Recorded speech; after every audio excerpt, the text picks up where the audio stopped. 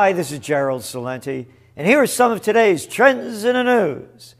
The trends in the news we did yesterday got a lot of comments. Interestingly, I only mentioned very briefly about what was going on in Israel and how, when you ask people, their nationality, they say Jewish. And of course, Judaism is a religion. It's not a nationality. Like, I'm Italian. I don't say I'm Catholic. So there's something going on over here. And so I just mentioned that, but that's what got all the response. All the other stuff I talked about, a lot of important things, no one talked about. And one of the things I talked about is the need now for a de Medici at a time of this declining culture, and how the nobility put their money for the arts and the beauty and a renaissance, a rediscovery, alle Romana e all'antica, in the manner of the Romans and the ancients, they used to say in Florence to describe the quality of their work. So here's what the billionaires do with their dough now. Amazon's founder to buy the Washington Post. All right? Great. Great. Now you can get more control because now you have more control of the word. But so what? It's been a prostitute newspaper forever. Not much new. The big news about the Washington Post is they broke the Watergate scandal. How many years ago was that? And what Richard Nixon is doing is chump change. And he got thrown out of office for it, for what Obama, Bush, and Clinton and the rest have done to rob us of our rights and wiretap us. Oh, yeah, that's right. They had a burglary at the Watergate. Yeah, a burglary every day of human rights. And this other billionaire doing brilliant things with his billions, making the world a better place. Scientists cook up homegrown beef. That's right. This guy, Sergey Brin of Google fame. Yeah, they're cooking up a fake burger. And they had experts taste it to see how it tasted compared to the real thing. This is what they're putting their money into. It's perfect. The guy who's created a virtual world. Why not create virtual food? It's just as shitty. On to some other news. Terror. Terror. Terror. Terror, terror. Hey, how about some terror? Yemen. Order by Al-Qaeda for attack led to terror alert. Messages intercepted. You get it? Messages intercepted. You see, it pays that they're watching the world because they intercepted these messages. Some code words in there, I tell you. Oh, they're going to bomb them embassies over there in places we never heard of.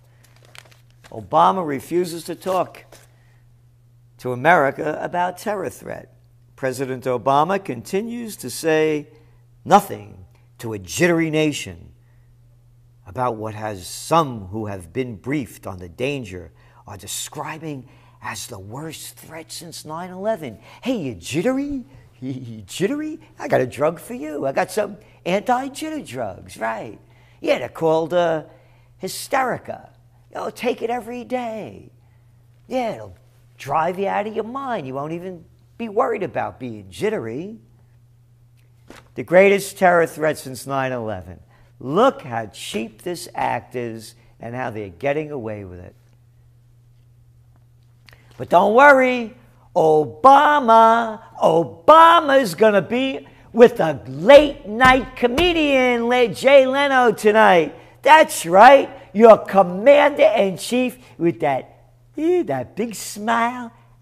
Aren't I such an... I love it. I'm so good. Yeah, the black Jimmy Carter, Another guy that's just so nice. Yeah. Oh. Source, Al-Qaeda leader urged affiliate to do something. That's the alert. That's the alert. He urged them to do something. You can't make this crap up. Prison breaks are among the reason for heightened security. CNN. Yeah. And they're warning American citizens to get out of Yemen. What are there, 8 Americans there maybe? I mean, you can't make this up. It's such a transparent scheme. And listen to what they do. Asked about the intelligence that led to embassy closures, James Connie, America's carnival man, refused to provide any information. When pressed by one reporter to communicate something that is non-speculative about what the threat stream seems to be about, Carney said, quote, "I cannot shed light on what has generated this particular threat. I don't have any specific information to provide you about this particular threat and what it's related to." You know what that is? Oh, come on now. That ain't even bullshit. That's horseshit. Pure horseshit, Carney carnival horseshit, sold to you every day. Every day. State Department spokespersons Jen Psaki and Marie Harf have repeated the mantra that the embassy closures were ordered from, quote, "an abundance of caution." All right? Keep bombing everybody over there. Hey, another drone strike just today went into Yemen. Yeah. You know what they did with that drone strike? I'll tell you what, little girls and boys, they killed suspected militants. That's right. Disgusting. Hey, how about some more disgusting news? Israel will renew construction in Jerusalem in the coming days. That's right. Israel stealing more Palestinian land and grabbing it for good. Settlers, yes. It's okay. They can get away with it. I say their suspected militants are stealing Palestinian land. It's disgusting. And they keep getting away with it. On to some other news. Big news right here, front page. Wall Street Journal, 13 men out. Baseball issues drug bans. What a bunch of crap this is. These guys have been on drugs forever. Look at the difference between the Joe DiMaggios and an A-Rod. Look at the difference between the basketball players, the Earl Monroes, and the Bill Bradleys of the past, and these clowns today, these tattooed freaks. Everybody's on this crap, and all it is big business. This guy A-Rod, $148,587 per game. It's crap. It's what this country's declined to, and much of the world. It's Sodom and Gomorrah, man. Hey, many can't pay student loans. Just about 4 in 10 borrowers with direct student loans are paying them back. That's it, 4 out of 10, huh? Suckers! Suckers! Hey, more women's study programs. I want men's study programs. And I'll tell you why I want men's study programs. To protect us. To protect us against this woman that the New York Times did a big story on. Senator amplifies her voice to referee fiscal slowdown. 7 months into Senator Barbara A. Mikulski's new assignment as chairwoman of the Senate Appropriations Committee, there is already a saying among members. Check it out, man. We love Bird. We respected Anoyo. We fear Barbara. We fear Barbara. At 77, she's the longest-serving woman in Congress. She's been sucking off the public tit all her life. Another person that's never worked a day in their lives but loves to throw out them orders. Oh, if only women were in charge. Oh, if only women were in charge. She's tough. She's determined. She's prepared, said Harold Rogers, a Republican. Yeah, Mr. Rogers to you, little boy. She is also accommodating, but once she gets to a place, she's a bulldozer you can't move. You're not kidding, man. A bulldozer couldn't move her, man. You've been eating off the public tit for too long. And look at the subway cars that these senators have. You get it? They're royalty. Look at what they ride in and the shit that we have to get into. And you know why? Because they're better than we are. Check this story out. I'm not making this up. When one reporter called out, Madam Chairwoman, Madam Chairwoman, hey, this is America, huh? Yeah, our public servants? Oh, yeah, right, Madam Chairwoman, our public servant. Behind her, as he attempted to keep up in a hallway with her, she cracked without stopping. That's right, Madam Chairwoman, I like that. Hey, you like it, huh? She also waited expectantly for an aide to pull out her chair so she could sit down to preside over a recent committee meeting. Yep, a former social worker whose first elected job was the Baltimore City Council. It isn't a job. You're not working. You're a privileged politician.